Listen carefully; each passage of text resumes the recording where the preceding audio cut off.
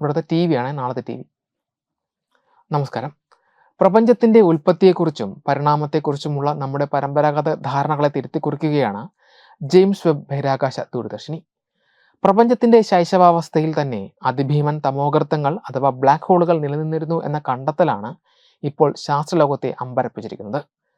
സാധാരണഗതിയിൽ ദശലക്ഷക്കണക്കിന് വർഷങ്ങൾ കൊണ്ട് മാത്രം കൈവരിക്കാവുന്ന വലിപ്പം പ്രപഞ്ചത്തിന്റെ ആദ്യ കാലഘട്ടത്തിൽ തന്നെ ഈ തമോഗർത്തങ്ങൾ എങ്ങനെ നേടിയെടുത്തു എന്നത് ശാസ്ത്രജ്ഞർക്ക് മുൻപിൽ വലിയൊരു ചോദ്യചിഹ്നമായി അവശേഷിച്ചിരുന്നു. എന്നാൽ ഈ പ്രഹേളികയ്ക്ക് ഉത്തരം നൽകുന്ന പുതിയ ഗവേഷണ ഫലങ്ങൾ ഇപ്പോൾ പുറത്തു വന്നിരിക്കുകയാണ്.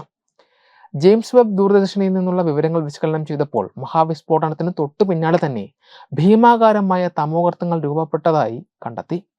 നിലവിലുള്ള സിദ്ധാന്തങ്ങൾ അനുസരിച്ച് ഇത്രയും ചുരുങ്ങിയ കാലയളവിൽ ഒരു തമോഗർത്തത്തിന് ഇത്രയധികം വലിപ്പം വയ്ക്കുവാൻ സാധ്യമല്ല.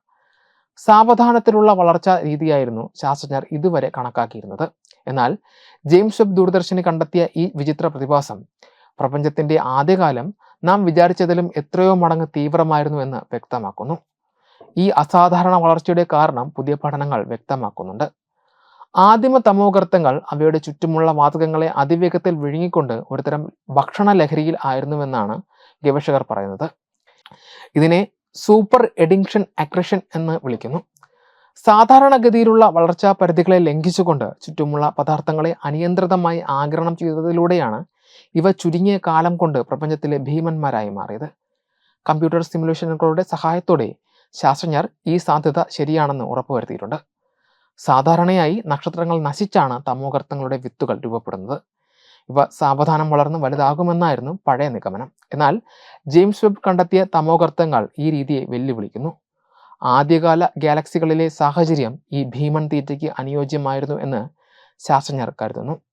ഈ കണ്ടെത്തലിലൂടെ ഗാലക്സികളുടെ രൂപീകരണത്തിൽ തമോഗർത്തങ്ങൾ വഹിച്ച പങ്കിനെക്കുറിച്ച് പുതിയ ഉൾക്കാഴ്ചകൾ ലഭിച്ചു. പ്രപഞ്ചത്തിന്റെ ഘടന നാം കരുതിയതിലും വളരെ നേരത്തെ തന്നെ രൂപപ്പെട്ടിരുന്നു എന്ന വസ്തുതയാണ് ഇതിലൂടെ തെളിയുന്നത്.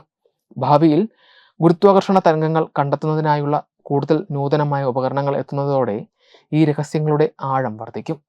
നാസയും യൂറോപ്യൻ സ്പേസ് ഏജൻസിയും സംയുക്തമായി നടത്തുന്ന പര്യവേക്ഷണങ്ങൾ വരും കാലങ്ങളിൽ ഈ പ്രതിഭാസത്തെക്കുറിച്ച് കൂടുതൽ തെളിവുകൾ നൽകും.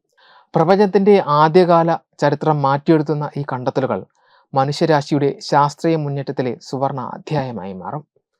വെബ് ഡെസ്ക് തത്വമൈ TV.